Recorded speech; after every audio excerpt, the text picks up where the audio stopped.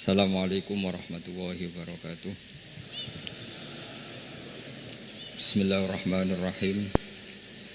Tabarakalladzi nazzala al-furqana ala 'abdihi liyakuna lil 'alamin nadhira. Allahumma shalli wa sallim ala sayyidina Maulana Muhammadin wa ala alihi washabihi asma'in amma ba'du. Yang sangat kula hormati ya, teman Bapak kawula Kiai Haji Masbuhin Faqih, yang terhormat Kiai Haji Robah Maksum, yang terhormat Kiai Haji DRS Abdussalam MM selaku Rektor Inkafa, semua teman-teman dosen hadirin sedanten ingkang kula hormati, mahasiswa-mahasiswi yang sangat saya hormati. Tadi sudah dikatakan oleh MC, di antara alasan saya datang karena bapak saya ini temannya Kiai Masbuhin. Itu salah ya. Memang bukan diantara ya, karena itu memang. Tuh, kalau diantara ini sembrono. Karena kalau saya datang karena kalian itu dosa besar. Saya ini di rumah punya ibu sudah sepuh, punya pondok. Artinya saya punya kewajiban. Secara fikih kewajiban itu hanya bisa digugurkan oleh wajibun a'dhamu minhu, oleh kewajiban yang lebih apa? Besar. Kayaknya kalau mahasiswa-mahasiswa di sini tidak cukup untuk mengganti kewajiban itu. Sehingga saya berkali-kali memaklumatkan diri, yang undang saya nggak pernah sepuh itu dosa. Karena menggugurkan kewajiban yang lebih apa? Besar. Jadi teorinya gampang. Kalau ngundang sampean itu mesti boleh karena nggak punya kewajiban. Jadi di rumah ya nggak punya pondok. Terus ibu sampean kalau sampean di rumah ya sumpek, bocah kok nganggur gitu. Jadi fikih itu harus jelas. Saya ini pengagum fikih. Jadi saya di rumah punya ibu, saya ulang lagi, sepuh, butuh perhatian saya dan saudara-saudara saya punya pesantren, sehingga artinya punya kewajiban. Ini sekaligus maklumat bagi yang ingin ngundang supaya ngukur dosa ndak yang ngundang Gus Pak itu. Bukan kebaikan atau ndak, tapi dosa apa enggak gitu. Artinya yang bisa menggugurkan kewajiban secara fikih itu hanya kewajiban yang lebih apa? Besar. Kayaknya tidak akan terjadi kecuali temannya bapak saya atau pernah guru-gurunya guru saya. Misalnya Lirboyo, nanti Sakban ngundang saya 2. Begini ya, ini kan abahnya Kiai Masbuhin juga namanya Faqih, gurunya juga Kiai Abdul Faqih. Saya berharap anak-anak Inkafa ini nekuni utamanya itu fikih. Fikih itu penting sekali. Kata Sayyid Ali yang Sohibu Simtid Durar itu, wabihi kiwamus syariah, yang bisa mengawal syariat itu hanya fikih. Fikih itu ya kalau yang paling gampang tentu kita misalnya punya Fathul Qorib, Fathul Mu'in, Fathul Wahab. Tapi yang faham betul, mesti faham itu ngelotok setengah hafal. Jangan bawa kitabnya tok, sementing sekian semester terus selesai. Itu sama-sama dosa, itu dosanya ya dosa, mahasiswanya juga dosa. Karena sudah terlanjur sarjana agama, ternyata nggak bisa, itu kan mendingan tidak sarjana agama. Itu saya tak cerita sama Kiai Robah, itu ada fatwa kiai juga wali. Suatu saat ada penyanyi dangdut top terkenal di Indonesia itu nyanyi dangdut, ya penyanyi ya dai, entah itu hakikat entah majas tidak tahu. Itu kiai itu fatwanya lucu, kalau kamu datangi dia pas main dangdut masih saya beri izin, tapi kalau datangi dia pas pengajian itu tak larang kan santrinya jadi iskal, ini pas pengajian dilarang, pas dangdutan kok malah dapat izin. Tapi bukan berarti halal ya, dapat izin. Dapat izin kan potensinya bisa karena dilarang lah ya tetap belerot. Terus suatu saat si santri ini setengah wali, tidak wali tapi setengah. Lama-lama itu memahami gurunya, ternyata sirinya begini. Kalau seorang penyanyi yang tidak pernah ngaji kemudian ngomong agama, itu potensinya itu fadollu wa adollu, sesat dan menyesatkan. Tapi kalau dia sedang nyanyi dangdut, penyanyinya cowok, sama jangan bayangkan dangdut putri, enggak, itu cowok sudah tua lagi. Jadi potensi halalnya ada lah maksudnya untuk, tapi tidak alat musiknya, orangnya. Tapi kalau dia nyanyi itu paling dosanya hanya nyanyi. Saya ulang lagi, murid tadi akhirnya paham kalau datangi pengajian itu artinya ikrar kalau dia seorang dai atau seorang yang layak ngomong apa? Agama. Itu lebih bahaya karena kita santri, apalagi kita doktor atau MM terus ngekrori orang yang nggak jelas asal usulnya. Tapi kalau nyanyi kan nyanyi saja, sehingga itu menjadi fikih. Bahaya terbesar dalam fikih adalah apa? Mengkaji fikih tidak dari ahlinya. Ya saya ulang lagi ya, mengkaji fikih tidak dari apa? Ahlinya. Nah kenapa demikian? Begini, saya beri contoh. Ilmu fikih itu tentu pertama dari Rasulullah SAW, kemudian bersanad sampai kita atau kita sampai Rasulullah. Itu ngalami sekian ijtihad yang tidak mudah. Saya beri sekian contoh. Dulu Imam Syafi'i itu sukanya sama guru yang miskin, ya, karena rata-rata santri juga miskin, jadi mesti ngidolakan guru yang miskin, karena sesama miskinnya harus berkoalisi. Tapi akhirnya gurunya Imam Syafi'i itu miskin sekali, namanya Muslim bin Khalid Az-Zanji itu miskin, Sufyan As-Tsauri miskin, Sufyan bin Uyainah miskin. Setelah ngaji di Medina itu Imam Malik itu kaya, pas itu Imam Malik sudah kaya. Setiap ketemu Imam Syafi'i dikasih uang, sampai ketika Imam Malik itu bilang, kamu sudah alim, ilmu saya sudah habis, kamu ngaji sama yang lain. Sama siapa? Kata Imam Malik, orang yang sealim saya sudah meninggal, namanya Abu Hanifah, tapi dia punya murid namanya Muhammad bin Hasan Asy-Syaibani, kamu ke sana. Terus Imam Malik datang ke Baki. Dulu Baki itu pasar rental, ya Grab lah kira-kira sekarang itu. Mengumumkan siapa kafilah yang mau ke Irak. Kita ya Imam Malik, dibayari sama Imam Malik, ini yang antar ke Irak, ke Muhammad bin Hasan Asy-Syaibani. Imam Malik mulai ngeper, guru saya yang miskin tidak pernah nyangoni, guru-guru saya yang kaya sering nyangoni. Mulai memasalahkan kiai miskin gitu, kira-kira seperti itu, mulai masalah gitu. Setelah datang ke Irak di Muhammad bin Hasan Asy-Syaibani itu si Muhammad bin Hasan Asy-Syaibani itu kalau ngitung uang itu di meja tamu.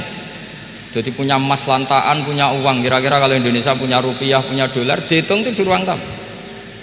Kata Imam Syafi'i, saya dengan Imam Malik saja nggak serk, ini lebih kedonyan lagi kiai. Ngitung uang itu di ruang tamu. Terus akhirnya si Muhammad bin Hasan Asy-Syaibani ini ahlul usul, dia pakar usul. Kamu heran sama saya? Iya, kiai kok kedonyan? Ya ngomong gitu. Tapi kata Muhammad bin Hasan Asy-Syaibani, kalau kiai tidak boleh kaya, itu tak kayak wong fasik, ben gue demenan, gue mabuk. Oh jangan, nanti dipakai maksiat. Penjenengan mawon kersane digetokan, berarti kiai oleh sugih, pun angsal-angsal. Semenjak itu jadi satu fikih bagi Imam Syafi'i. Ternyata kalau mengharamkan kiai sugih berarti membolehkan yang fasik sugih. Kalau yang fasik sugih bisa dipakai i'anah alal maksiyah. Semenjak itu mindset pikiran Imam Syafi'i rubah. Saking rubahnya sampai beliau berpendapat orang bisa beli Alphard, kok beli carry itu haram. Bisa jadi bupati kayak Pak Roba, kok jadi RT haram. Pokoknya gitu. Bisa keren Kak Gus Bak, kok jadi orang pendengar haram. Pokoknya haram terus. Karena dalil beliau al-Islam ya'lu wala yu'la alaih. Coba sampean ridho misalnya jadi orang Gresik dipimpin orang yang nggak sholat, ridho ndak? Ndak. Atau sholat tapi nggak bisa ngaji, ridho ndak? Ketika yang bisa ngaji berpotensi jadi buba, terus keterusan. Karena Imam Syafi'i keterusan, ya umatnya keterusan. Akhirnya orang-orang Syafi'i itu politikus rata-rata. Ya, makanya sama jangan kaget sama Baroba. Kakak saya wakil bupati dulu. Putranya Mbah Mun ada yang wakil apa? Gubernur. Dulu Gus Wahid yang menteri agama. Itu asal usul dari perubahan fikih, mindset, cara berpikir Imam siapa? Syafi'i. Jadi dulu itu fikih ditemukan itu jelimet, ada perdebatan. Itu tidak hanya pada level ulama, pada level Nabi pun ada perdebatan. Jadi jangan kira Nabi itu tidak debat, ya debat. Nabi itu asal seangkatan itu mesti debat, termasuk debat dengan malaikat. Jadi kalau perlu ya debat sama apa? Karena malaikat itu kan lugu itu gak iso mikir. Karena kalau malaikat iso mikir bisa jadi rektor. Nanti kasihan Pak Salam ini. Malaikat nggak boleh jadi rektor.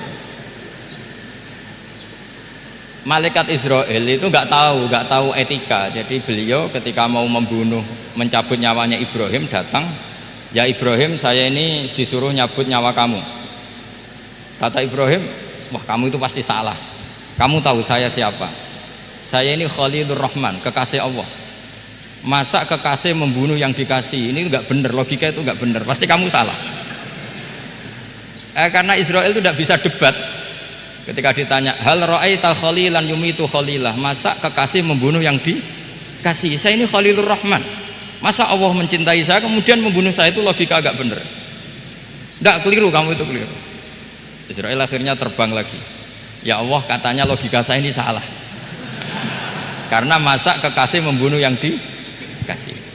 Karena Israel nggak pernah sekolah, kamu nggak pernah sekolah, nggak bisa dia jawab. Akhirnya diajarin Allah. Dah kamu bilang gini ke Ibrahim, hal ra'aita khalilan yakrahu ayyalqa khalilah. Masa kekasih tidak siap ketemu yang dikasih? Dibalik logikanya. Akhirnya datang lagi ke Israel, kata Allah begini, masa jenengan kekasihnya tidak siap ketemu yang kau kasih? Oh ya oke, mati gak apa-apa. Jadi ilmu itu ngalamin perdebatan. Jadi saya datang murni karena Kiai Mas Buhin, bukan karena MC. Itu dosa besar kalau saya datang karena MC. Karena saya punya kewajiban yang lebih besar. Jadi yang bisa mengalahkan adalah a'dzama minhu, yang super besar kira-kira gitu. Karena jelas ada riwayat inna min abaril birri silatar rajuli ahla wuddi abi. Ya, inna min abaril birri silatar rajul ahla wuddi abi. Di antara kebaikan yang sangat baik adalah seseorang menyambung teman bapaknya. Padahal sampean kan nggak mungkin teman bapak saya. Teman saya aja nggak mungkin, nggak level apalagi bapak saya kan. Jadi malah mohal itu. Jadi ilmu itu harus mengalami satu gesekan, karena logika itu bisa dibalik. Nah karena ilmu itu mengalami satu gesekan, satu logika yang bisa kayak iya kayak enggak, sehingga jargon di dunia ijtihad itu begini, ra'yuna shawabun yahtamilul khata' wa ra'yuka khata'un yahtamilus shawab. Pendapat saya benar tapi mungkin salah, tapi pendapat kamu taruhannya salah dulu tapi yang mungkin benar. Jadi mustahid, kalau ketemu mustahid itu lucu ngomongnya itu, ra'yuna shawabun yahtamilul khata', pendapat saya tarifnya benar dulu tapi yang mungkin salah. Kalau pendapat kamu salah tapi ya mungkin benar atau mungkin bisa salah, ya tidak tahu, pokoknya mungkin benar. Nah kenapa demikian? Begini, di luar masalah tauhid, seorang lagi di luar masalah tauhid itu tentu ada masalah-masalah yang sifatnya ijtihadiyah. Ya saya ulang lagi, yang sifatnya apa? Ijtihadiyah. Dan ijtihadiyah ini nggak pernah selesai karena muqtadul hal, konteks kesejarahan maupun konteks kesempatan itu tidak sama. Dulu kiai-kiai itu ngaramkan dasi, ngaramkan celana, karena yang celananan yang dasinan itu penjajah. Jika mantas sabah biqaumin fahuwa minhu. Tapi lama-lama kiai-kiai itu ya pakai dasi, pakai celana. Ya karena dianggap sudah tidak mantas sabah biqaumin fahuwa minhu. Ini ngalami pergeseran. Semua ijtihad itu ngalami pergeseran. Lalu pertanyaannya begini, lalu ijtihad apa Gus yang permanen? Yang permanen itu ya ijtihad dengan alatul ijtihad, dengan alat-alat apa? Ijtihad. Saya beri contoh misalnya begini. Nabi Musa itu yang ngalami ijtihad. Kata beliau karena kangen Allah, itu ingin melihat Allah karena kangen. Rabbi arini anzur ilai. Qala lan tarani walakin anzur ilal jabal. Ya sudah, namanya orang kangen ya ingin melihat, ya sudah gitu aja.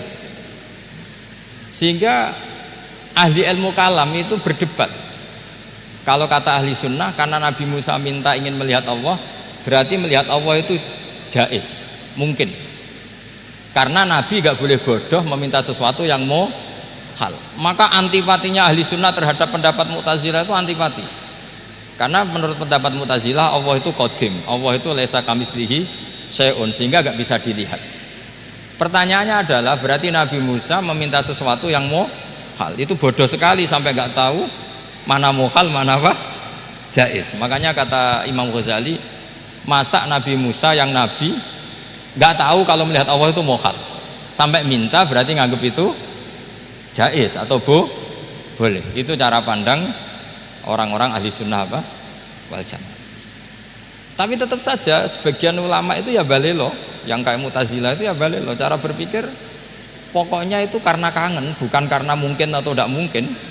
Jadi nggak mungkinnya tetap tidak mungkin. Terus mereka dalil la tudrikul absar wa huwa yudrikul absar. Nah, sudut pandang ini akan terus. Ada seorang wali ditanya, kalau kamu di surga ingin melihat Allah apa enggak? Jawabannya enggak. Kenapa aja? Kasihan Allah. Terus kenapa aja? Unazzihu dzalikal jamala an nadzari misli. Saya tidak ridho Allah yang hebat, yang keren, kemudian sing delok terima aku wong gresik. Koyok gak ngergani pangeran. Seben sing delok Allah ben golongane Nabi Muhammad, Nabi Ibrahim, kowe ora usah ngilangi keren maksudnya itu. Jadi ada ulama itu jadi wali kalau sholat itu karena di soft belakang, tapi jangan ditiru. Itu kan nggak lazim ya, lazimnya kan afdhalus sufuf as-saful awal. Ketika ditanya kenapa kamu kalau sholat di belakang, cek GR koyok wani suwan pangeran gue ngarep, aku sungkan berarti gue gurih. Kalau sampean kan karena males bukan karena sungkan. Jadi itu artinya rasa ya. Makanya nggak bisa, nggak ada ijtihad itu tidak mungkin karena perasaannya orang itu beda-beda. Itu Sayyid Abdul Al-Haddad itu kalau ngendikan masyhur, man da'a li dzalimin bil baqa faqad ahabba yu'sawwa fi ardi. Orang yang mendoakan orang fasik masih hidup, gak mati-mati, itu berarti suka kalau Allah dimaksiati di buminya. Wong fasik kelakuannya rak maksiat, nah mbok dongakno mari, itu berarti kamu ingin Allah didurakani terus menerus karena si fasik masih hidup. Tapi kalau Abdul Hasan As-Sadili cara ngendikan gini, kalimatnya persis.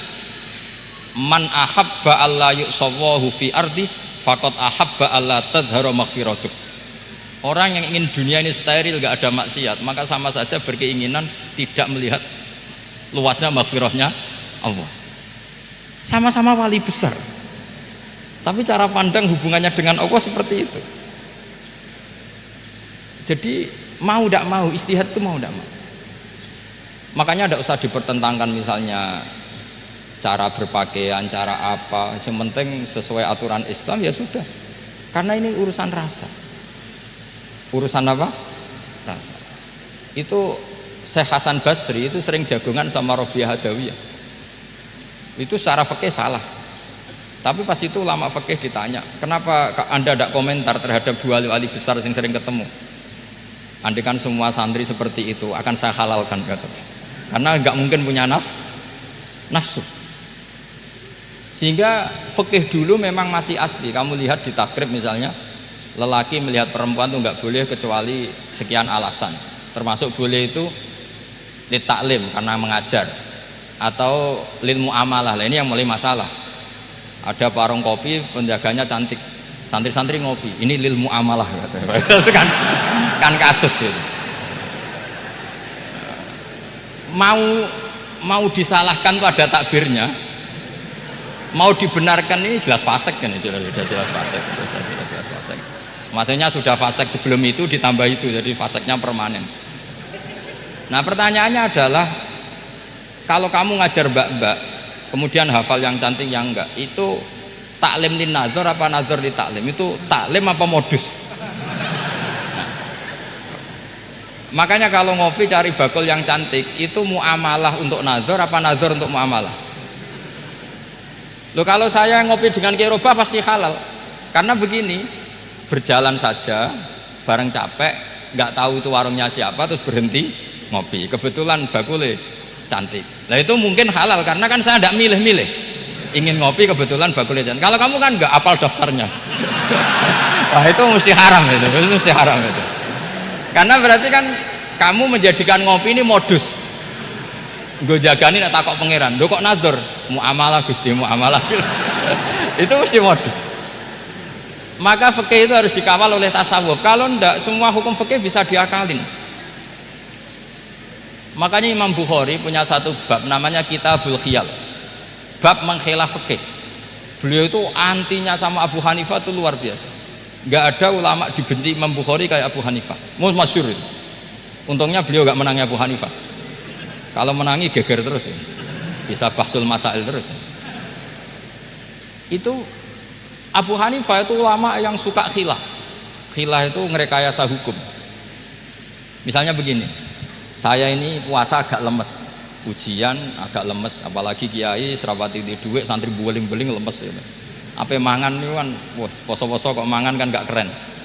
Supaya saya bisa makan dan halal, saya bisa ngajak kiai Robai ya jalan-jalan, nyari yang jarak 2 marhalah, ya sudah, terus bisa makan. Kalau ditanya Allah kok makan, musafir.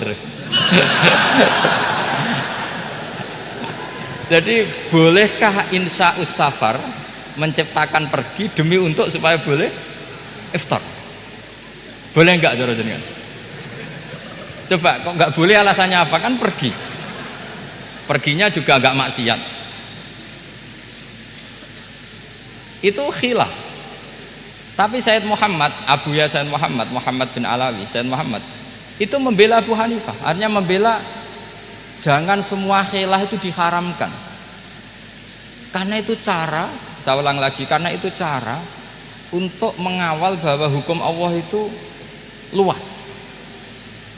Karena kalau nggak ada khilaf itu ya kita kesulitan. Misalnya begini, ini penjelasannya, makanya kita harus sering mendengar. Saya itu dulu masih sangat fikih itu protes, kenapa ada polisi wanita? Itu kan pekerjaan cowok ya, pekerjaan pria. Tapi setelah mendapat penjelasan dari polisi itu alasannya masuk akal, Gus. Kadang-kadang orang nakal itu menyembunyikan narkoba itu di alat wanitanya. Itu kalau semua lelaki polisi kayak jenengan masalah itu. Sehingga memang harus ada polisi wanita karena sebagian pengedar narkoba itu perempuan dan menyembunyikannya di tempat itu. Kalau semua polisi cowok kan nggak kebayang. Sehingga kita akhirnya mendengar membolehkan polisi itu wanita. Ada wilayah yang harus wanita. Begitu juga ada pertanyaan, kenapa sih dokter kandungan itu cowok? Saya punya banyak santri yang muhibin saya itu dokter kandungan. Tak tanya, kamu itu kok cowok kok jadi dokter kandungan? Kan pekerjaannya seperti itu. Dia jawabnya lucu. Dari 10 yang tes jadi dokter kandungan, itu yang cewek itu lulus 2, yang cowok lulus semua. Karena ketika cewek dites melihat ketuban pecah darah itu langsung pingsan. Sehingga yang secara psikologi dablek itu kan memang lelaki. Jadi roh wongnya sewakit santai. Kadang nggak lahir-lahir dinteni nang jopo rokokane santai. Itu kalau cewek yang jadi dokter kandungan itu nunggu jam 11, jam 4 sudah pingsan. Nah ini cerita, bukan berarti saya menghalalkan, enggak. Kita harus mendengar, saya ulang lagi, kita harus apa? Dan itu setelah mendengar itu nanti jadi disiplin ilmu, yaitu namanya fikih.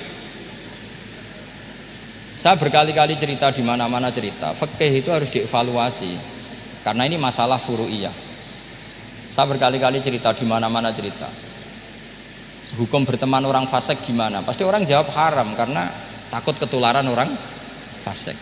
Tapi kalau dibalik, hukumnya bina orang fasik gimana? Ya baik, umatnya Nabi bisa bina kalau berteman.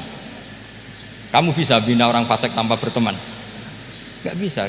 Jadi kalau dibalik, hukum berteman orang fasik gimana? Haram. Hukumnya bina orang fasik baik, bisa bina kalau berteman. Berarti berteman orang fasik ya terus nanti pada level lapangan sih gampang. Kalau yang soleh membina yang fasik dan yang fasik ketularan yang soleh, maka ternyata baik. Kalau yang soleh ketularan fasik ya berarti ternyata buruk. Tapi kan hukum masa nunggu kenyataan, kan jadi nggak hukum. Di mana-mana hukum itu kan ada asumsi, karena ini masalah ijtihad. Nah itu yang dilakukan para ulama kita. Jadi sampean harus mengkaji fikih secara detail karena tidak hanya kita yang khilaf. Nabi-nabi juga khilaf dalam menentukan dakwah ilallah. Wali-wali kita kayak Abdul Hasan Asyadili sama Sayyid Abdul Al-Haddad itu juga khilaf. Imam Ghazali ya khilaf. Imam Suyuti itu kalau ketemu Al-Qastolani itu saling tidak nanya, saking nggak cocoknya, masyhur itu. Jadi ulama ya ora cocok. Bedanya nak saiki perkara partai. Kalau orang dulu enggak, karena pakai asumsi karena memang susah. Ndak misalnya memang tak bedai, tak beri yang ndak misalnya ada orang rukuk kemudian ngentut, itu sholatnya batal apa enggak? Enggak, jawab saja. Enggak, orang sholat kemudian pas rukuk kentut atau kelihatan auratnya, sholatnya batal apa enggak? Batal. Lah itu kelirune sampean, itu salah dosennya mesti itu. Pertanyaannya gini, yang dikatakan sholat itu kan aqwalun wa af'alun muftatahatun bitakbir muftatamatun bitaslim. Lalu ketika sampai rukuk apa sudah namanya sholat? Jika kamu katakan batal, namanya sholat aja belum kok sudah kamu katakan batal itu.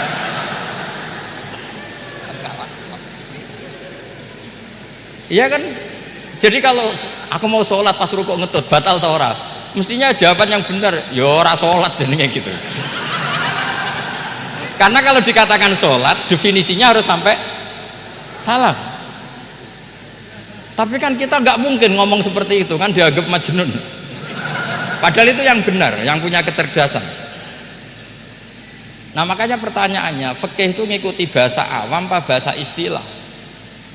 Kalau ngikuti bahasa awam ya kayak tadi, sholat kok pas rukuk kentut maka batal. Sebenarnya yang batal itu sholatnya apa rukuknya? Nah makanya terjadi perdebatan. Kalau yang pakar-pakar usuli itu salah istilah itu nggak mau. Saya ulang lagi, kalau pakar-pakar usuli itu salah istilah itu nggak mau. Terus misalnya tak beri contoh lagi. Kalau imam itu sudah salam pertama itu yang rukun kan salam pertama. Berarti setelah salam pertama imam sudah keluar dari sholat apa belum?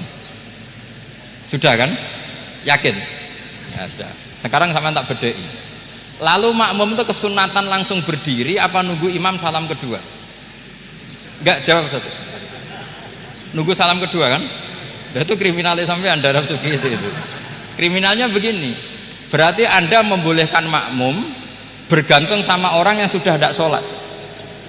Kata kamu setelah salam pertama dia sudah tidak sholat, berarti kamu menginstruksikan makmum berhubungan dengan orang yang sudah tidak sholat, karena sudah keluar dari sholat ketika salam pertama. Kalau kamu didebat gitu gimana jawabnya? Pusing kan? Berarti robtul makmum bisolatiman sing wis laisa fi sholatin. Berarti menggantungkan sholat sama orang yang sebetulnya sudah tidak sholat. Ada yang jawab, sebagian ulama fikih tetap disunatkan menunggu salam kedua, karena salam kedua itu masih paket meskipun tidak rukun. Dia paketnya selesai. Tapi selalu pertanyaannya gini, lalu setelah salam pertama itu imam masih sholat gak? Udah sampai pernah dijawab toh? Nah ini pentingnya bodoh gak mikir. Jadi makanya bodoh itu barokah karena gak mikir. Jadi soalnya Rabbana ma khalaqta hadza apa batila. Sing bodoh ya barokah, sing pinter ya barokah. Sing ora barokah itu maksiat. Wis ora ono barokah blas. Maka kan fikih itu seperti itu. Jadi ada disiplin, di situ ada disiplin ilmu. Yang kadang kita tidak cocok. Makanya Imam Syafi'i sendiri ngendikan, kadang beliau dengan gurunya, dengan Imam Malik sampai ngarang ikhtilafu Malik. Beliau punya data yang beliau itu sedang nggak sama dengan gurunya, yaitu Imam siapa? Malik. Karena mindsetnya itu beda. Tidak sampai misalnya saya tanya, sholat itu harus menghadap kemana? Tidak, jawab saja. Kiblat kan? Ukurannya apa coba? Namanya madhep. Wajah apa dada? Imam Syafi'i milihnya dada. Sekarang praktekkan dalam dialog keseharian. Saya jagungan sama Kiai Roba seperti ini, terus wajah saya begini, madhep enggak? Nah itu masalah. Terus pertanyaannya, madhep dengan dada itu fi sholat apa fil qiyam?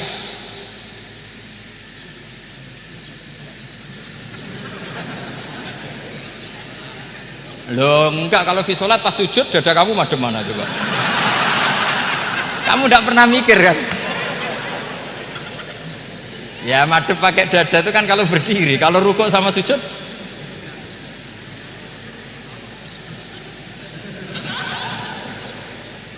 loh itu ulama itu jelimet gitu. Makanya jarang yang menekuni profesi ulama itu, menekuni proposal banyak karena memang susah. Jadi ulama itu orang yang cara berpikir sudah aneh, sehingga mereka detail.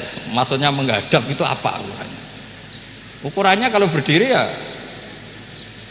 dada, tapi nggak bisa kamu katakan at-tawajjuh bisodri aturan dalam sholat, fikuli sholat. Pertanyaannya lah kalau rukuk sama sujud, dadanya menghadap kemana coba? Maka itu ilmu yang sudah jelimet. Nah ulama usul fikih, ulama yang nggak mau salah per detail hukum. Sehingga menurut Imam Rafi'i, misalnya kalau beliau ditanya sujud itu gimana ya, asal watul jabhah ya sujud. Tapi kalau menurut Imam Nawawi harus melibatkan 7 apa? Anggota, yaitu al jabhah, wal yaden, wal rukbaten, wal qadamen. Oke, Imam Nawawi kita ikuti. Tentu keseharian kita pakai Imam Nawawi, yaitu berdasar hadis umirtu an asjuda ala sab'ati a'dzumin al jabhah wal yaden warubbaten wal qadamen. Berarti berapa? 7. Tapi pernah saya cek di kitab karangannya Imam Syafi'i, ketika beliau ngendikan saya suka kalau orang sujud itu melibatkan 7 anggota berdasar hadis ini. Tapi kata beliau wayah tamilu, dan bisa saja sujud yang watul jabhah itu sudah cukup.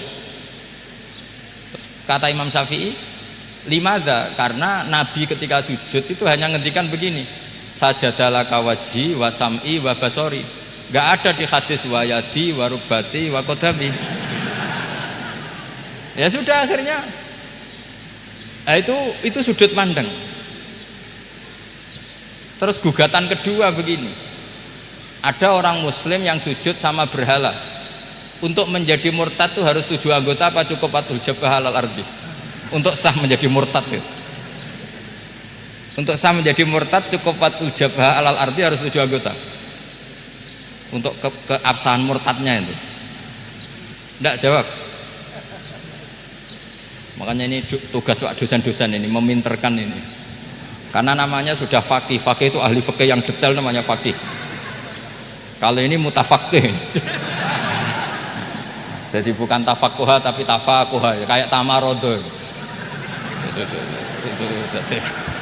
Jadi wazannya nanti itu wal idhari ma laysa fil waqi'.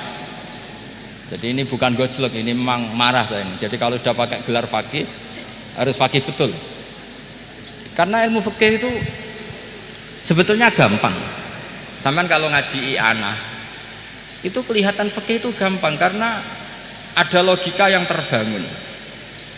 Misalnya begini, orang kalau tawaf itu disuruh agak jauh dari Ka'bah, jangan sampai nginjak sadarwan, karena sadarwan itu pondasi itu ikut Ka'bah. Kenapa begitu? Ya jenenge ra muteri Ka'bah, ide-ide Ka'bah. Jadi sebenarnya sederhana logikanya.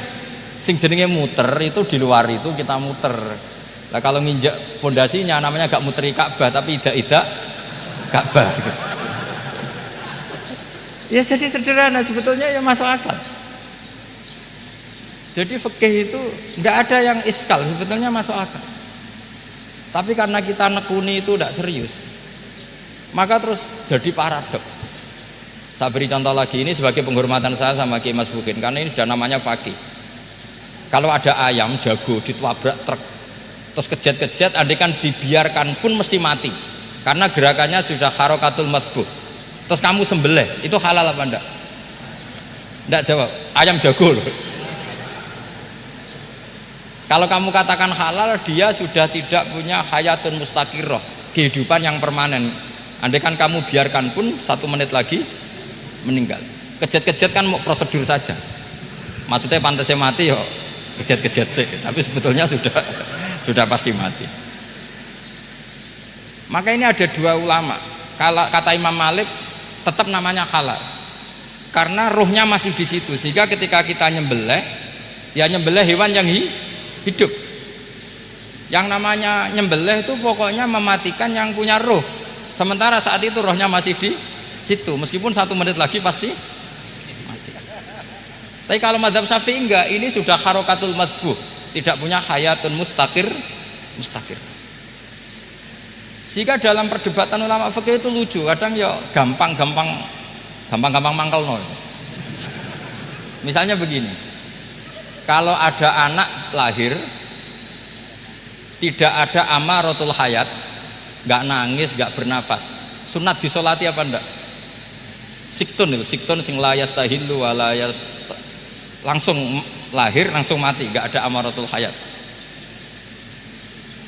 Rata mikir tuh, itu tidak wajib disolati. Alasannya ya kan memang sholat alal mayit kan tidak pernah hidup. Di mana-mana mayit itu setelah hidup mati, ini kan tidak pernah hidup. Namanya ya qit'atul lahmin, ya potongan daging itu aja enggak. Jadi kadang fikih diwaca tenan jebule mangkel no. Terus ketika di kitab Minhajut Thalibin itu, kalau kamu keluar mani itu wajib mandi enggak? Wajib kan? Kalau keluar mani inzal itu kan wajib mandi. Nah, kenapa nifas atau wiladah keluar bayi? Kenapa ibu-ibu kalau keluar bayi wajib mandi? Alasannya lucu. Li'annal walad maniyun pun akidun, itu kan wis mani cuma mengkristal. Jadi kadang fikih mangkel. Apa ya kok sembrono gitu masuk mosok wajib mandi wiladah itu karena apa? Li'annal walad maniyun mun akidun, iku mani sing wis mengkristal, mani sing wis jelalatan lah, lahir nangis macam-macam. Jadi ternyata karena kenapa fikih butuh alasan nyari hadis tentang keluar anak mandi itu nggak ada yang sorry, yang ada adalah tentang inzal, innamal ma' minal. Akhirnya dicari-cari ternyata walad itu maniyun mun akidun. Lah ini problem fikih. Sampean harus siap dengan pelajaran seperti ini, meskipun sampean mungkin wong priyayi, tapi ini ilmu. Ya, saya ulang lagi, ini ilmu. Sehingga ulama itu mau tidak mau harus mau mendengar. Karena logika yang terbangun itu nunggu kalau mendengar kayak tadi. Malaikat Israel baru sadar, masa kekasih bunuh yang dikasih. Masuk akal. Iso mikir juga Israel. Kalau sama sampean sih nggak nerima, tetap selonang-selonang. Ini masalah Ibrahim Khalilur Rahman. Sehingga kita di alasan fikih itu harus kita dengar.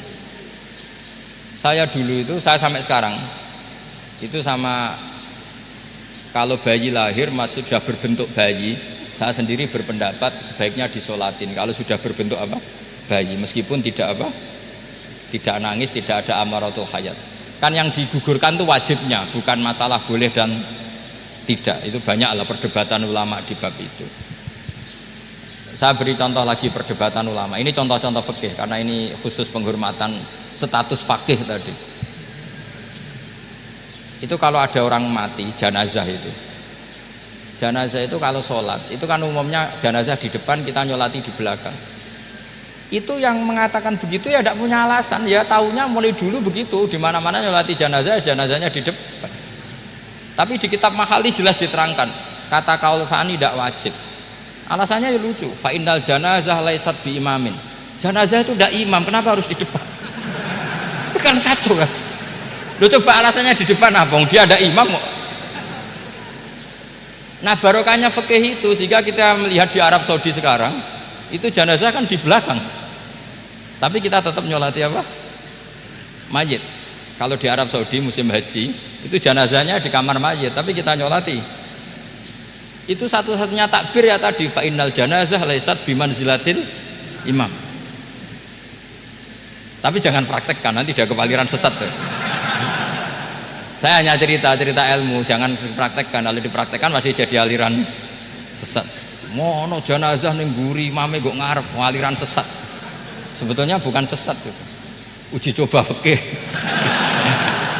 Ya karena tadi fa innal janazah laisat bimanzilatil. Bukti lagi kalau sampean sholat ghaib. Sholat ghaib itu misalnya mayitnya di Surabaya, boleh nggak sholat ghaib di sini? Terus jenazahnya di belakang kamu apa depan kamu? Nah ini kan Fikih itu pokoknya gitu. Makanya standar furu'iyah itu susah. Karena perdebatannya itu mirip-mirip, kayak iya, kayak tidak, kayak. Makanya dulu zaman sahabat, ada sahabat itu mencintai Rasulullah. Senengannya sowan. Bukti cinta sowan. Banyak juga yang sahabat bukti cinta Nabi itu tidak pernah sowan. Alasannya ganggu. Kenapa kamu jarang sowan Nabi? Saya sering jamaah sama Nabi, saya tidak pernah sowan. Kenapa? Ganggu. Biar Nabi kalau di rumah sama anak istrinya, saya tidak mau ganggu. Makanya saya termasuk kiai yang gak pati seneng disowani. Karena ya itu tadi. Kalau mulang seneng saya, kalau disowani biasa saya. Kalau kiai roba itu nilai, nak pernah sepuh jadi rasuan nilai. Jadi beda. Saya sering ditilii kiai-kiai sepuh. Tapi bahasanya tentu tidak sowan, tapi nopo nilai. Kalau sowan itu banyak. Ketika Rasulullah wafat, itu separuh sahabat hampir mayoritas, ya Rasulullah, kita semua ingin kita dulu yang meninggal karena engkau begitu penting. Maka jangan meninggal dulu, kita yang meninggal. Kalau kita yang meninggal itu nggak apa-apa, tapi kalau engkau penting jangan meninggal. Tapi ada saja sahabat lah, tidak seperti itu. Saya suka Rasulullah meninggal dulu. Alasannya masuk akal. Biar Allah menyaksikan saya kama usaddikuhu hayyan usaddikuhu maitan. Allah biar menyaksikan saya iman kepada Nabi ketika masih hidup, dan saya buktikan setelah mati pun, setelah meninggal pun, setelah wafat pun iman. Jadi ternyata baisnya itu supaya orang tahu bahwa iman kita kepada Nabi itu iman yang super, sehingga ketika beliau sugeng ya kita iman, setelah wafat juga kita iman. Kai usaddikuhu maitan kama usaddikuhu hayyan, supaya saya mentasdikkan beliau setelah meninggal sebagaimana kita mentasdikkan beliau saat masih hidup. Dan ternyata Allah ridho dengan perkataan sahabat itu. Kenapa Allah ridho? Karena menjadi pelajaran bagi orang-orang yang ditakdir gak menangi Rasulullah SAW. Tetap mereka iman. Jangan kayak setan itu kurang ajar betul kalau iblis itu. Masyhur itu, iblis itu nangis-nangis neng Nabi Musa. Iblis itu takutnya sama Allah itu luar biasa, sampean kalah. Iblis itu setiap ketemu malaikat, karena dia ngerti alam gaib, mesti apa itu? Kama sali syaitani idz qala lil insani kfur falamma kafara qala inni bari'um minka inni akhafu wa rabbal alamin. Jadi setan iblis itu paling sering bilang inni akhafu wa rabbal alamin, karena iblis itu tahu surga, tahu neraka, tahu kekuasaannya Allah. Jadi takutnya sama Allah luar biasa. Makanya setiap dia mengajarkan kekafiran, setelah orang itu kafir gimana? Inni bari'um minka inni akhafu wa rabbal alamin. Saking takutnya sama Allah, suatu saat iblis ini datangi Nabi Musa karena tahu Nabi Musa itu kalimullah, orang yang bisa komunikasi langsung dengan Allah. Ya Musa, ya kalim Allah, saya ini makhluk, saya takutnya sama Allah luar biasa, tolong rayukan Allah supaya nerima tobat saya. Karena dirayu terus, lama-lama Nabi Musa bilang oke, tak rayukan Allah sama Allah. Karena Musa kekasihnya, ya Allah, iblis itu ingin tobat, tolong dikasih hak tobat. Kata Allah oke, dia bisa tobat asal mau sujud di makamnya Nabi Adam, karena kesalahannya dia gak mau sujud sama Nabi Adam. Semenang Nabi Musa karena ada cara untuk iblis menjadi tobat. Dikasih tahu sama Nabi Musa, alhamdulillah kamu diterima tobatnya. Syaratnya apa? Sujud ke kuburannya Nabi Adam. Wah, iblis ya tau aslinya terus. Asjuduhu maitan wa qatla asjuduhu hayyan. Oh, zaman urip aku ora gelem, pomene wis mati. Oh, dasar setan itu. Zaman urip aku ora gelem, wis mati mbok kon sujud. Kumat maksudnya terus ya sudah terus sampai sekarang akhirnya. Kalau sekarang sudah tidak mungkin lagi karena nggak ada Nabi Musa sudah. Jadi ijtihadnya sahabat melihat wafatnya Rasulullah itu beda-beda, dan ternyata semuanya diridhoni Allah. Karena ternyata yang suka Nabi wafat dulu adalah ingin supaya umat Islam tetap mencintai beliau, iman sama beliau, tasdik sama beliau, sebagaimana tasdik zaman sugeng. Makanya kita harus mencintai guru-guru kita. Uhibbuhu maitan kama uhibbuhu hayyan. Saya sampai sekarang itu ya merasa Mbah Mun itu tidak meninggal. Saya masih merasa kalau bapak saya tidak meninggal, karena kita mencintai beliau-beliau ketika hidup dan ketika wafat itu sama. Karena beliau-beliau sama kita juga seperti itu. Rasulullah itu ketika mendekati wafat, ya bahasa halusnya intaqala ila rafiqil a'la. Itu Nabi kalau ngedikan tuh rileks sekali. Hayati khairun lakum wa wafati khairun lakum. Cung aku nak uripku ya apik. Engko nak aku wis kapundhut ya apik. Fa amma hayati fali asunna lakum asunan. Sebagian riwayat fa innakum tuhadditsuna anni wa uhadditsu ankum. Kalau saya masih hidup, saya bisa mengajarkan kamu sunnah, mengajarkan kamu tradisi-tradisi yang benar. Dan ketika aku mati, ketika aku sudah wafat, maka saya jejer Allah, kata Nabi. Saya berdampingan dengan Allah, maksudnya dekat Allah. Tentu bila kaifin walan hisor. Terus sudah fa inna amalakum, amal-amal kamu diperlihatkan ke saya. Berhubung saya sudah dekat Allah, kalau amal kamu baik, saya muji Allah.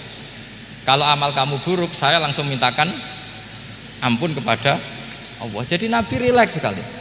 Artinya saya hidup bagus karena bisa ngajarkan kamu as-sunan wasyara'i. Kalau saya wafat karena saya dekat Allah. Kalau kamu baik, saya muji Allah. Kalau kamu buruk, saya mintakan ampun kepada guru-guru kita juga seperti itu. Justru setelah wafat, beliau-beliau punya kesempatan dekat sama Allah, dekat sama al-malail a'la, sehingga mendoakan apa? Kita. Nah, terus kata Sayyid Muhammad, wala taqulu lima yuqtalu fi sabilillahi amwat. Kamu jangan pernah berkeyakinan atau berpendapat atau berkomentar kalau orang-orang yang mati fi sabilillah adalah berstatus apa? Mati, amwat. Kalah. Terus kata Sayyid Muhammad, hadza li amati syuhada. Ketentuan ini bagi umumnya syuhada. Artinya gini, umumnya syuhada saja tidak berstatus amwat. Apalagi hadza Rasulullah sayyidul syuhada, sayyidul anbiya, sayyidul mursalin, tentu tidak pernah berstatus amwat. Ya saya ulang lagi ya, jadi zaman cara berpikir amatus syuhada, syuhada yang umum saja berstatus hidup, tidak boleh distatuskan amwat. Apalagi Rasulullah itu sayyidus syuhada, sayyidul anbiya, maka status beliau pasti hayyun la yamut, pasti beliau itu hidup tidak. Dan karena beliau itu asfaq, sangat sayang kepada kita, sebagaimana zaman beliau hidup itu sayang kepada kita, sampai nangis-nangis minta hak syafaat, maka setelah meninggalkan pun beliau pasti sayang kita dan pasti berusaha supaya kita diampuni oleh Allah Subhanahu wa ta'ala. Sehingga ada sahabat yang tadi berpendapat, kalau saya nggak masalah Nabi wafat dulu, supaya Allah menyaksikan saya usaddiquhu maitan kama usaddiquhu hayyan. Jadi ini cerita ya, cerita sudut-sudut pandang. Jadi saya mohon kalau mengkaji fikih itu harus detail. Minimal takrib itu setengah hafal. Supaya konstruksi ilmu itu utuh. Ya sama lagi konstruksi ilmu itu. Karena ilmu itu mesti ada yang apa ya? Ya rodok setengah salah itu, tapi disalahno ora kena. Ndak sampean tak bedheki, nak pancen bener langsung tak angkat jadi rektor. Nak bener tuh. Coba rukun sholat pertama itu apa coba? Rukun sholat pertama niat. Niat sama berdiri dulu mana? Ayo niat dulu baru berdiri, apa berdiri dulu baru niat? Berarti niat sama berdiri dulu mana? Rubah kan? Artinya kita mau bilang tartib urutannya niat, berdiri, takbir, gak bisa. Yang dikatakan niat itu apa? Qasdus syai' muktaronan bifi'lihi. Berarti niat sama takbir harus bareng apa urutan? Bareng. Terus dengan qiyamnya urutan apa bareng? Bareng apa urutan? Loh enggak, kalau urutan berarti takbir dulu, duduk, baru berdiri. Nah maka seperti ini itu mau tidak mau kita salah. Dikatakan tartib ya salah, dikatakan serentak ya salah. Cuma karena kita bodoh, gak tahu mikir itu, alhamdulillah kan di situ itu. Lo coba niat sholat, niat, takbir, qiyam dulu mana? Niat, takbir, qiyam dulu mana coba? Dulu qiyam. Enggak ada kitab yang mengatakan arkanus sholat awaluha. Oh, dianggap kitab kriminal maksudnya. Makanya ngendikane ulama-ulama di sarah-sarah, mau ndak mau sebagian istilah itu tasamuh itu wis digawe gampang ngono kok repot. Karena kita ndak bisa detailnya. Coba misalnya puasa Ramadan itu wajib apa? Tabyitun niat, nginep no niat. Sing darani nginep itu umure lama apa enggak? Lama kan? Sekarang sebelum 2 menit kamu baru niat, sah apa enggak? Sah. Itu sempat nginep apa enggak 2 menit itu? Enggak sempat kan? Jadi ilmu itu, makanya kata ulama-ulama, pokoknya ilmu itu mesti ono unsur tasamuh. Tasamuh itu ya digawe gampang. Apa? Digawe gampang. Misalnya Imam Syafi'i berpendapat mashu ba'dir roksi. Itu kata beliau walau sa'rotan fi hadir roksi. Meskipun satu rambut asal masih di wilayah kepala. Tapi kalau rambut itu dikeliwir, dibasuh di sini enggak sah. Karena sudah keluar dari batas apa? Kepala. Imam Syafi'i cara berpikir kan ya ngene iki jenenge mbasuh sirah. Tapi cara Abu Hanifah enggak. Ya enggak, yang namanya megang kepala itu ya minimal 1/4 lah. Masa gitu dikatakan megah. Lalu ulama usul fikih itu berdebat. Sesuatu itu sesuai masodaknya. Masodak itu yasduku alaihi kadza, yaitu ini tadi saya cerita ke Ibu Khin tentang ngaji Jamul Jawame. Ini ilmu yang di Jamul Jawame. Sesuatu itu ukurannya mayasduku alaihi kadza apa dengan takrif definisi. Misalnya gini, sholat itu batal dengan makan. Kalau kamu sholat makan batal enggak? Enggak, jawab saja. Batal. Itu satu upo apa satu piring? Enggak, jawab saja. Satu upo sudah batal. Sekarang bab makan di ngurmat tamu. Cung tamuku keimangan. Iku sak upo apa sak piring? Lah ini kan tidak fair, di bab tamu makan satu piring tapi di bab sholat satu upo. Maka pertanyaannya, lalu penamaan sesuatu itu berdasar masodak mayasduku alaihi ismu kadza atau berdasar uruf?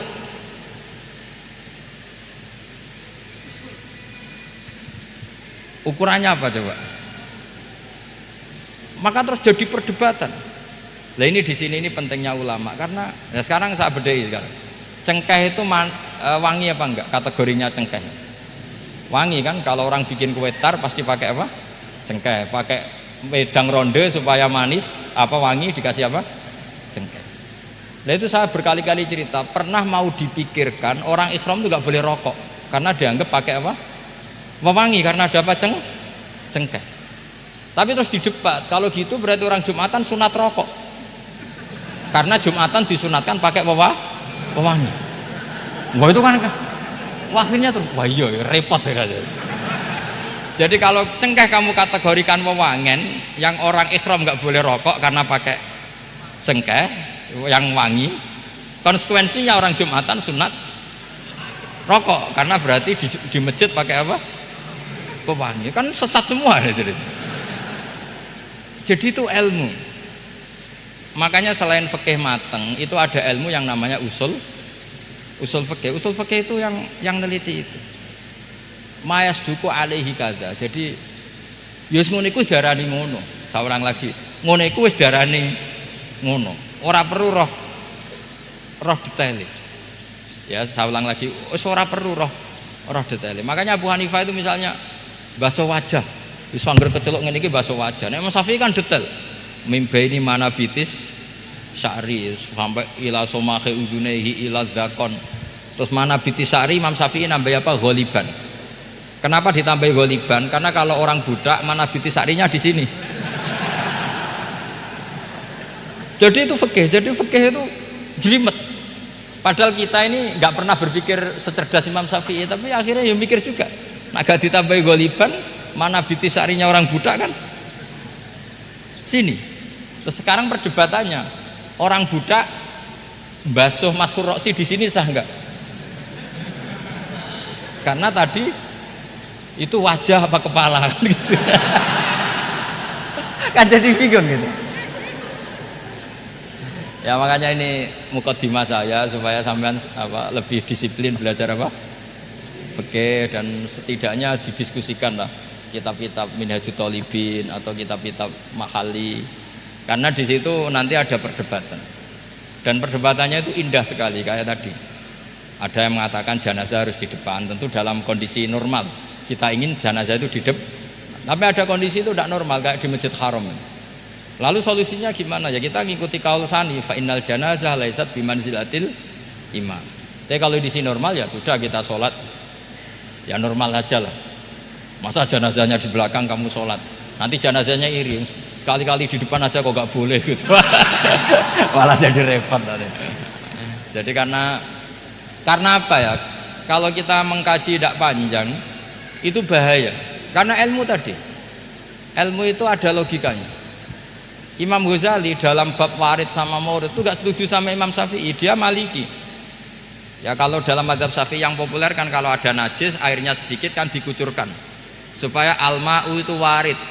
Kalau warid punya kekuatan menghilangkan. Tapi gak boleh najis diletakkan di bejana yang ada airnya. Airnya namanya maurud. Tapi Imam Ghazali dalam hal itu ngikuti Imam Malik. Gak ada bedanya warid sama maurud, karena logika Imam Ghazali gini, misalnya ini ada najis ya mik ini ada najis di sini, atau sarong lah, contoh paling gampang kan sarong, ini sarong najisnya di sini, kamu kucuri, ketika kamu kucur air yang lewat ini kan tidak ada dua kola, kemudian ketika terkena najis mutanajis kan, kalau dia sudah mutanajis dia punya kekuatan menghilangkan najis apa enggak kan, karena dia sendiri berstatus mutanajis. Artinya begini, meskipun ini disorno itu bukan berarti najis gak campur. Nah terus sampean misalnya bantah tapi kucurannya wakil terus nanti semua tersisa hilang, ya kalau gitu nggak ada masalah kan, pertanyaannya kan karena banyu itu satu ciduk. Sehingga Imam Syafi'i mengatakan cara berpikir Imam Ghazali, air itu oleh Allah dikatakan mutahhirun, mensucikan, ya sudah kalau ada air berarti baik caranya warid maupun maurud, bukan karena air itu menghilangkan najis, karena tadi logikanya yang sudah kena najis air ini sudah berstatus mutanajis, berarti pas mulai lewat ke bawah dia statusnya apa? Mutanajis, ke bawah lagi berstatus mutanajis. Misalnya sampean bantah tapi mutanajis ini kan dihilangkan oleh air di atasnya, ya kalau ada jaminan air berikutnya bisa menuntaskan. Nah najisnya bandel gandok kan terus panjang perdebatannya. Makanya kata Imam Ghazali, sudah dalam hal itu saya ikut Imam Malik, angger ana najis kok istisori banyu ne ora mutaghayyir, ya ngono iku jenenge nyucekno, mergo banyu oleh Allah distatuskan mutahhir, sucikan, jadi ora usah bayangno sing glimet-glimet. Nah itu namanya masodak, wis keceluk basuh ambek banyu, berarti wis keceluk mensucikan. Itu juga satu kefiah dalam usul fikih. Ya sudah seperti itu. Ya kayak sampean kangen anak lah. Kangen anak itu ketemu wis cukup ta ora? Cara sampean wis cukup. Tapi cara anake sampean ketemu tok ra nyangoni. Nah. Lalu ukurannya itu ukuran anak apa ukuran orang tua? Ukuran anak apa ukuran orang tua? Definisi ketemu lalu. Ukuran orang tua apa ukuran anak? Sama khilafnya ulama, ini terakhir, contoh terakhir dari saya. Fasyamu salasati ayyamin fil haji wa sab'atin idza raja'tum. Ada pelanggaran haji yang bayarnya itu puasa 3 hari di musim haji dan 7 hari ketika pulang. Imam Syafi'i berpendapat 7 hari yang idza raja'tum ketika pulang itu orang itu setelah di rumah. Di mana-mana pulang itu setelah di rumah. Tapi menurut Abu Hanifah enggak, asal sudah balik kanan dari Mekah, dia di perjalanan puasa sudah sah. Karena bagi penduduk Mekah kalau kamu sudah balik kanan namanya pulang. Seperti ini saya nanti setelah acara saya pulang. Pasti Kiai Robah kalau ditanya Gus Bak kemana, sudah pulang. Tapi tanyakan istri saya. Jadi orang sini kalau saya sudah pamit, sampean bilang saya pulang enggak? Gus Bak kemana? Sudah pulang. Tapi tanyakan istri saya, belum pulang. Lalu ukurannya ini jenengan apa istri saya? Lah mau enggak mau, karena Allah hanya ngendian wasab'atin idza raja'tum, dan 7 hari ketika kamu sudah pulang. Ukurannya siapa coba? Ukurannya penduduk Mekah apa keluarganya? Kalau ukurannya penduduk Mekah, asal orang haji sudah cabut ya disebut pulang. Tapi kalau ukurannya keluarga asal belum sampai rumah belum disebut pun. Itu seperti kita dulu ketika era wesel, zaman Ki Mas Bukin, Ki Roba Mondok, saya kan era wesel. Angger wong tua bar ngeposno, anakku wis tak kirimi kan gitu. Wong wis diposno. Tapi masih 3 hari. Jari anake durung dikirimi. Bener mana coba? Ya kira-kira seperti itulah usul fikih. Saya mohon anak-anak Inkafa ini mengkaji itu dengan status fakih. Fakih itu orang yang mutafannin, mutabakhir fil fikih. Itu baru disebut apa? Fakih. Kalau enggak namanya apa? Mutafakih. Itu bukan fakih tapi berpura-pura apa? Berpura-pura ahli fikih. Ya, tentu sekolah ini bukan diciptakan untuk yang berpura-pura fikih, tapi memang benar-benar apa? Fakih. Ya, saya kira demikian. Mohon maaf. Assalamualaikum warahmatullahi wabarakatuh.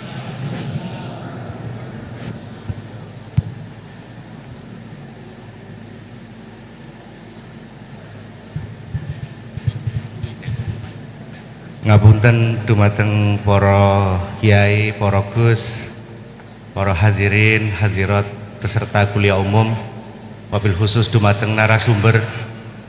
Sebagaimana kuliah umum ini tidak ada tema, juga tidak ada moderator. Alasannya keranten satu, narasumbernya kiai, mosok kiai diatur, suladab.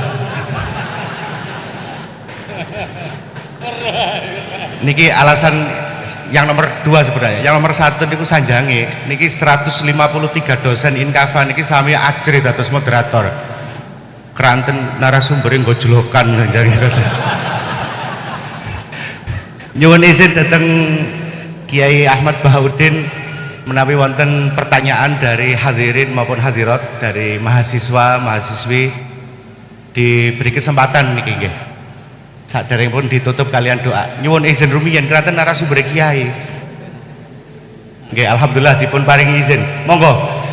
Yang mau bertanya ada 2 mic. Pertanyaan boleh disampaikan dengan catatan pertanyaannya harus berbobot. Kalau tidak berbobot mungkin cukup MC yang menjawab. Lah masa Gus Bahak jauh-jauh dari Lasem ke sini, beliau ini kan terkenal di YouTube, di medsos sebagai kiai muda yang alim. Pertanyaannya harus berbobot, jangan memalukan Inkafa. Harus benar-benar fakih, bukan mutafakih.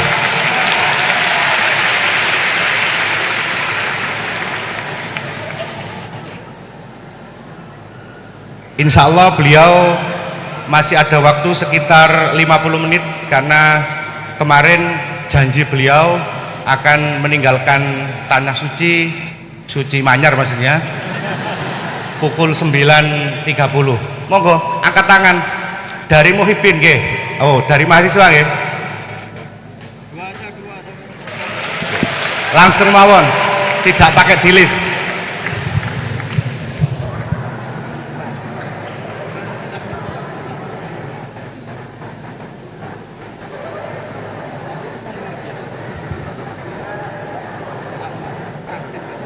Berdiri saja, berdiri. Ya.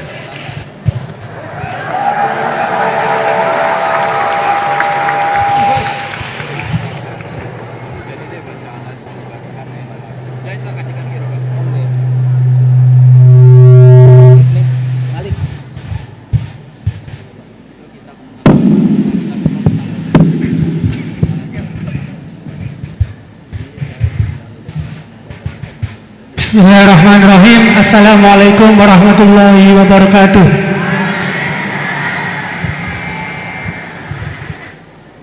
Langsung saja, ngapunten Gus. Di sini ada beberapa pertanyaan yang agak masih grundel di hati gitu. Soalnya belum dapat belum dapat jawaban.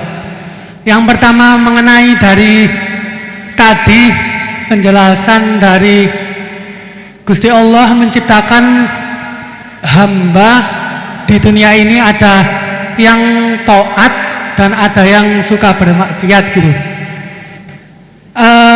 Mengenai takdir Allah Subhanahu wa Ta'ala, Allah menciptakan hamba-hambanya dengan variasi yang berbeda.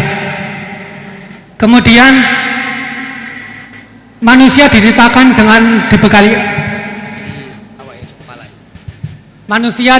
dengan akal untuk membedakan dari setan dan juga malaikat. Kemudian pertanyaan saya, dulu mana Gus antara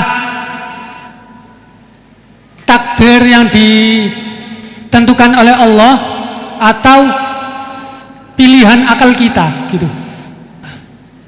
Begitu intinya. Soalnya kan bukan kalau orang bermaksiat kemudian dulu mana Allah menentukan dia bermaksiat atau akalnya yang memilih untuk bermaksiat. Itu pertanyaan yang pertama. Untuk pertanyaan yang kedua, ngapunten. Untuk pertanyaan yang kedua, intinya kan tadi istihad daripada ulama itu menentukan hukum yang berbeda-beda. Terus kemudian kita sebagai yang hanya tabik saja mengikut, itu bolehkah? Kan dari kata guru saya, kalau hukum fikih itu yang ringan-ringan disebarkan nggak apa-apa. Tapi yang berat-berat dipakai sendiri gitu. Tapi biasanya kan kita kebalikan. Yang ringan-ringan soalnya kita tahu ilmunya, kita yang pakai. Terus kalau ada orang yang tanya, biasanya kita yang kasih yang jawaban yang berat-berat daripada hukum fikih. Jadi yang saya tanyakan, kalau berpindah hukum dari awalnya ikut imam ini terus kemudian ikut imam ini, itu bagaimana batasan-batasannya gitu. Syukron. Baik, terima kasih. Niki pertanyaan yang ringkas disampaikan cukup panjang. Niki langsung dipun jawab nopon. Oke, monggo Yai. Ini tadi hoax itu, saya waktunya tinggal 10 menit, enak saja kok. Tidak, saya nanti langsung itu, mungkin langsung ke Jogja, kan jadwalnya itu saya memang ke Jogja. Baru ini saya ke Jogja naik pesawat, gara-gara hormat ke Mas Bukin. Sepanjang hidup saya nggak pernah ke Jogja naik pesawat, baru ini nanti rencananya naik. Karena tak hitung kalau pakai kereta atau bis nggak menangi ngaji di Jogja. Saya jadwalnya ngaji di Jogja nanti jam 4:30. Begini, itu pertanyaannya betul tadi, itu ngawur betul itu. Karena begini ya, masalah qadha qadar itu kan sudah dibicarakan semua ulama di kitab-kitab. Satu, kita ngikuti ahlul hakikah, idza dzukiral qadar fa'amsiku. Kalau qadha qadar sudah dibicarakan fa'amsiku, kamu harus diam di situ. Karena pertanyaannya gini, kalau kamu orang soleh, dan semoga Anda pelatihan jadi orang soleh, itu melihat Allah sudah menentukan semua, itu keren. Saya bangga punya Tuhan yang sudah tahu nasib saya kayak apa nanti. Saya betapa malunya punya Tuhan yang tak takoi, Gusti sampai nasibnya bahagia, mbah ra roh tapi kira sik. Itu kan ngeri betul. Sehingga kalau kamu soleh itu pokoknya bangga kalau Allah sudah tahu apa yang akan terjadi. Nah, soal kepanikan kita kan kadang kok nang wis ngerti aku celoko, terus gunanya apa aku sholat? Itu kesalahan kita. Kita kecewa kalau sekarang soleh, kemudian akhirnya tidak soleh dan akhirnya kita masuk neraka. Kekecewaan ini namanya khadzun nafsi. Kita hanya mikir diri sendiri. Sebetulnya kalau kita abdan lillah, benar-benar hamba Allah, tetap bangga karena punya Tuhan yang tahu apa yang akan terjadi. Makanya yang dibutuhkan kesalian untuk ngakoni qadha qadar, dibutuhkan kesalian. Kalau enggak kriminal betul. Maka Sayyid Hasan bin Ali, saya hafalkan makalannya itu. Di antara aturan iman harus iman sama qadha qadar. Untuk menunjukkan innahu la yu'sa kurhan wa la yuhlabu kurhan, kata beliau. Supaya kita tahu bahwa Allah itu tidak dimaksiati secara terpaksa. Kamu bisa enggak bayangkan Allah ngeluh gini, sakjane aku ora seneng maksiat, tapi saya bisa berbuat apa? Artinya apa? Kalau maksiat dan keburukan tidak khairihi wa syarrihi minallah, itu Allah kan kurhan. Faham yang saya maksud? Artinya apa? Kita harus berkeyakinan khairihi wa syarrihi minallah. Tapi kita butuh syariat. Lalu setiap orang nakal berkelit kersane Allah juga masalah. Maka diteruskan makalah beliau, waman hammala dzambahu rabbahu faqad fajar. Dan siapa yang menimpakan dosanya atas nama Tuhannya, maka faqad fajar, dia lacut betul. Wong sing zina kuwe Allah kan gak melok zina, sing maling kuwe ora melok maling. Sing beto bak-bak kuwe ora tau beto. Terus kowe muni kabeh krana Allah, itu kriminal betul. Jadi makanya orang soleh itu harus hafalannya banyak supaya niru-niru orang soleh itu. Ini kan ndak ingin soleh tapi pakai akalnya sendiri. Itu bahaya dalam agama, karena agama itu harus ada riwayat. Makanya beliau menyebut 2 kali, siapa yang tidak meyakini khairihi wa syarrihi minallah, maka dia faqad kafar.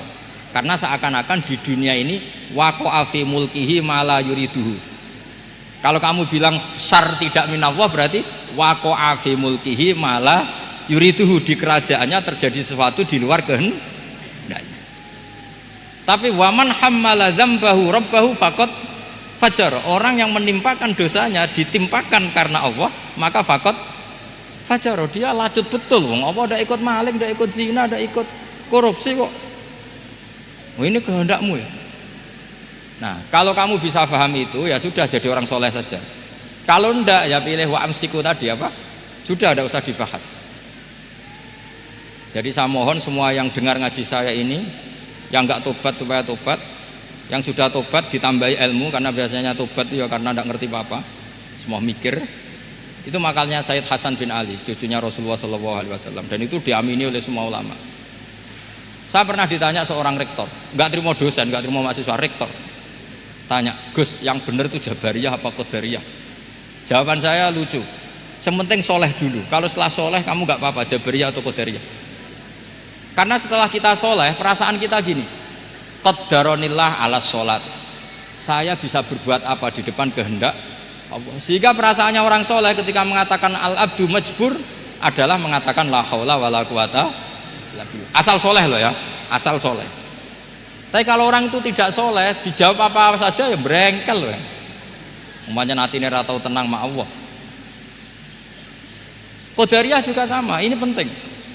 Misalnya ada orang soleh Qadariyah, mesti cara berpikir, oh pangeranku adil ya, sing sholat diganjar swarga, sing zina diganjar neraka, sing ora nyolong diganjar swarga, sing nyolong diganjar neraka, kan adil.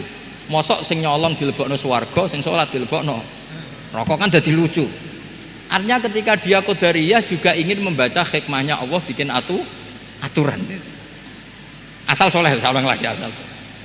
Jadi orang itu setelah soleh itu bisa improvisasi sendiri. Makanya ini pentingnya ayat innalladzina amanu wa amilus sholihat yahdihim rabbuhum biimanihim. Orang setelah iman nanti akan ditunjukkan oleh imannya untuk mengelola was-wasnya setan. Misalnya saya itu termasuk kiai yang terkenal kalau diundang susah. Karena saya fanatik fikih, saya punya ibu, saya punya pondok. Itu artinya punya kewajiban. Yang bisa mengalahkan kewajiban adalah kewajiban sing akbar, yang lebih besar. Nah, ini mau diundang mahasiswa ini kan jelas tidak akbar. Nanti maksudnya tarkul wajib li ajli sunnah. Wah, kriminal saya. Meleburi bapak meninggalkan wajib demi sunnah. Ya jelas ya. Jadi kita harus terlatih dengan bahasanya orang-orang soleh. Kalau tidak masalah besar, masalah qada qadar zaman sahabat itu sudah terjadi perdebatan. Terus ada yang cerita, ada riwayat idza dzukira ashabi fa amsiku wa idza dzukira al-qadar fa amsiku.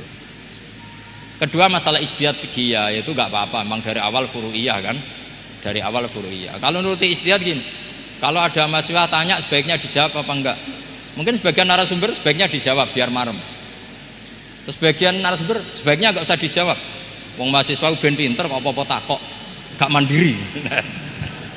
Itu namanya ijtihad. Jadi kalau furu'iyah itu mungkin sekali.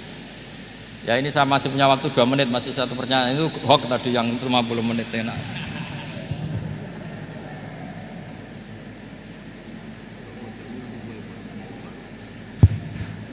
Menawi masih ada, monggo. Oh nggih, mboten saged. Tolong operator, ini tampaknya ibu dosen nggih. Nggih, mestinya kalau ibu dosen itu banyak menjawab, tidak banyak tanya. Yang banyak tanya tadi sanjange Kiai Bahauddin itu mahasiswa. Tapi mboten napa-napa, monggo. Mungkin pertanyaan terakhir sebelum nanti kuliah umum ini diakhiri. Halo.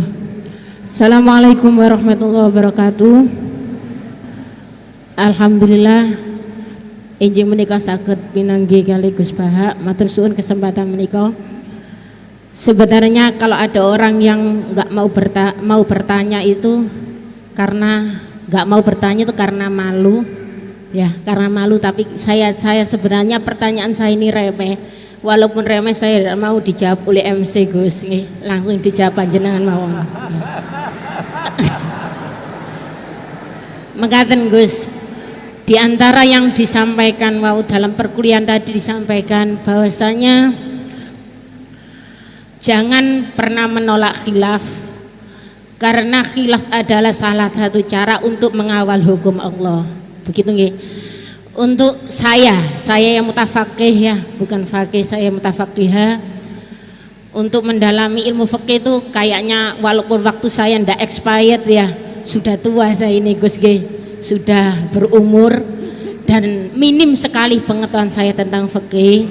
Sementara ini yang saya tahu dari bekal mondok saya, dari keluar mondok saya yang saya dapat, kaku-kakune ilmu fikih itu masih fleksibel. Senajano nanti itu mabainal halal wal haram itu tetap saja ada yang menghalalkan. Sehingga dalam praktek keseharian saya di kampung itu kalau ada orang tanya, kalau dijawab secara kaku itu kadang-kadang ndak matuk. Tapi saya kasih sekiranya sepengetahuan saya itu bisa untuk menjawab dan menenangkan pertanyaan mereka. Cuma kadang-kadang tindakan saya ini saya yakin pasti nanti panjenengan nyalano nggih. Maksudnya begini, minim literatur, minim belajar, sehingga yang saya gandoli untuk menjawab orang bagaimana Bu hukumnya ini, bagaimana hukumnya itu, ya sekedar saya jawab boleh saja, boleh. Sekiranya pertanyaan itu tidak dalam koridor sing syarat pasti itu, misalkan bagaimana hukum meninggalkan sholat, tidak. Semisal hukum-hukum yang kadang-kadang kita itu fikih itu kalau di pondok itu kayaknya kok dinamis ya. Pertanyaannya guru ke murid bertanya, guru menjawab. Tapi kalau kampung tuh kok ruwet ya Gus ya. Maksudnya kok banyak ya kayak memang logis, tapi kita itu dulu kenapa tidak berpikir logis? Sering kadang-kadang pertanyaan itu remeh. Bagaimana kalau saya tidak bisa sholat? Kalau saya tidak doa kunut, ya enggak apa-apa lah Bu. Yang penting sebisanya. Kalau saya enggak bisa apa-apa, akhirnya apakah saya hanya berdoa dengan alif gitu aja? Satu huruf itu apa saja? Saya menjawabnya ya sulit Gus. Akhirnya saya jawab, boleh daripada gak sholat Gus ngoten. Nah, pokoknya kalau kita bicara masalah fikih itu luas, karena fikih itu suatu disiplin ilmu yang sudah melalui proses ijtihad. Kita itu menerimanya secara instan. Di hari ini orang yang mau beristihad silakan beristihad, tapi saya tidak mampu untuk itu Gus.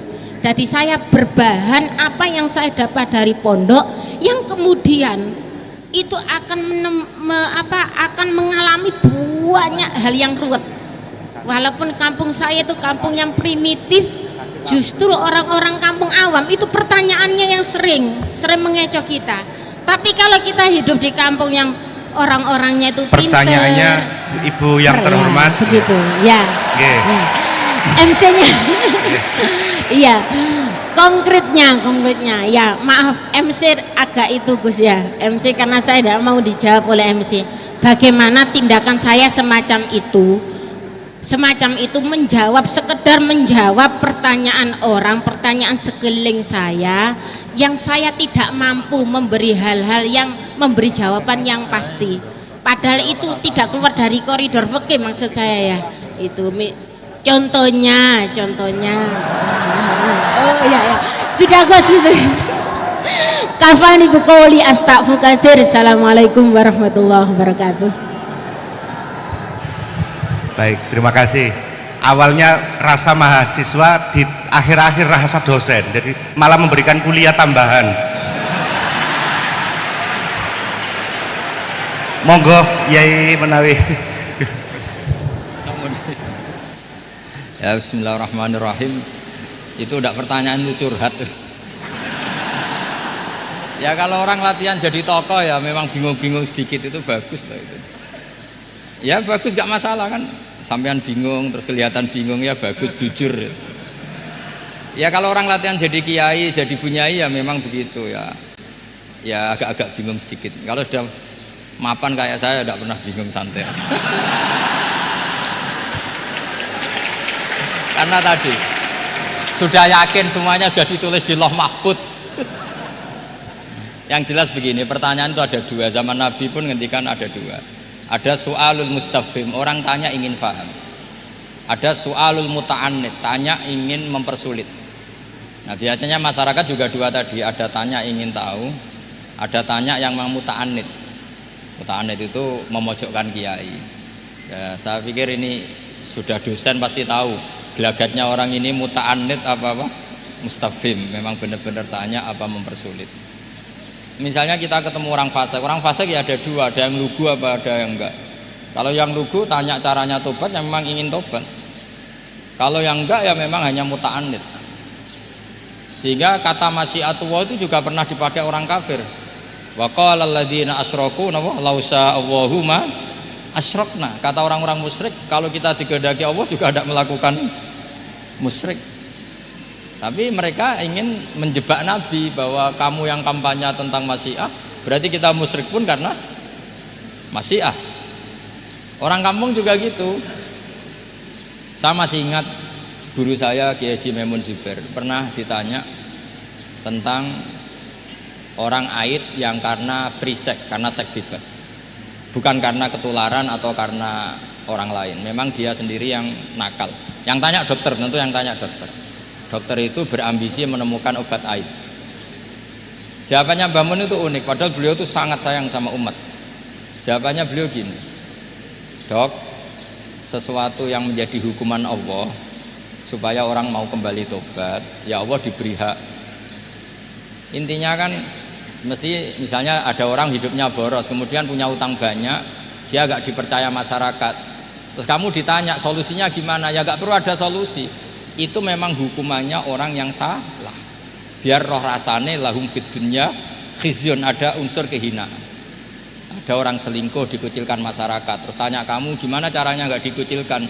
Ya Allah diberi hak untuk memberi hukuman. Begitu juga penyakit-penyakit yang karena kesalahan manusia. Allah harus kita beri hak untuk memberi apa? Hukuman. Meskipun berkali-kali kita memberi pintu apa? Tobat. Nah, biasanya juga gitu, orang belajar itu wajib nggak? Kan wajib. Masyarakat tuh nggak mau belajar tentang agama, kemudian karena nggak belajar, setiap ada masalah agama dia tidak bisa, terus galau. Ya Allah beri hak memberi sanksi orang yang nggak mau belajar, itu kan membawa kebodohan. Kebodohan itu mesti zulumat, mesti kegelapan menjadi kegalauan. Jadi misalnya ada mbak-mbak kok sampai perawan tua agak nikah, atau kangkang sampai jaka tua agak nikah, tanya saya, Gus caranya nikah gimana? Itu keangkuhan kamu, wis ra ganteng pilih-pilih. Mesti harus gitu jawabnya. Karena memang yang menyebabkan itu adalah keangkuhan. Wis ngerti elek ora Gus, ora anak wong sugih, njuk wong ayu. Lalu gak payu rabi itu karena keangkuhan apa karena apa coba? Nah itu zaman Nabi sudah gitu ya, ada su'alu mustafimin, ada su'alu muta'annidin. Terus ada beberapa masalah yang sebetulnya itu hukuman Allah. Saya itu merasa kaya, bahkan mungkin kategorinya kaya sekali, bukan karena materi saya banyak, enggak. Saya ini pengagum hadis atau riwayat lah, kalau kamu nggak percaya itu hadis, karena muttorib. Wa'mal li akhiratika ka'annaka tamutu apa? Ghadan. Beramallah untuk akhiratmu seakan-akan kamu mati besok. Saya ini kan harus keceluk kiai gede, di 200.000 menurut saya itu banyak sekali. Wong urip nganti sesuk kaya di 200.000 ini mewah menurut saya itu. Sampean kan enggak, wis ora kiai, goblok, bayangno urip nganti 10 tahun ke depan. Duit 2 juta ya kurang, 10 juta ya kurang. Padahal konsep kita ini kata Rasulullah atau kata ulama lah yang jelas itu. Ngamallah untuk akhiratmu seakan-akan mati besok. Maka hidup saya itu tenang sekali. Cara di masalah misalnya saya suatu saat sampean bully. Paling pikiranku dibully masyarakat, sesuk wis mati, sesuk wis bar. Sesuk kok ijek urip, bayangno sesuk meneh, sehingga aku nganggep punya masalah hanya sehari. Kamu kan nggak bayangkan hidup itu panjang, sehingga yang merasa miskin terus, sehingga kadang merasa istrinya kok ini terus padahal masih panjang. Jadi kalau kamu pakai konsep ulama tadi, wa'mal li akhiratika ka'annaka tamutu ghadan, beramalah untuk akhiratmu seakan-akan kamu itu mati besok. Sehingga yang saya asik ya kalau sholat itu saya asik, ngajar asik, karena ini untuk bekal mati. Kalau uang betul, tanyakan istri saya punya uang 200.000 itu anggap banyak sekali. Uang urip nganti sesuk ada duit 200.000 itu mewah betul ya. Terus kemudian ada orang galau, uang 10 juta kurang 20. Kegalauan ini adalah dia salah persepsi, nganggap urip itu panjang. Ini wayul hihimul amal, orang yang dibuai oleh angan-angan. Nah ini melebu alhaqumut takatsur hatta zurtumul maqabir.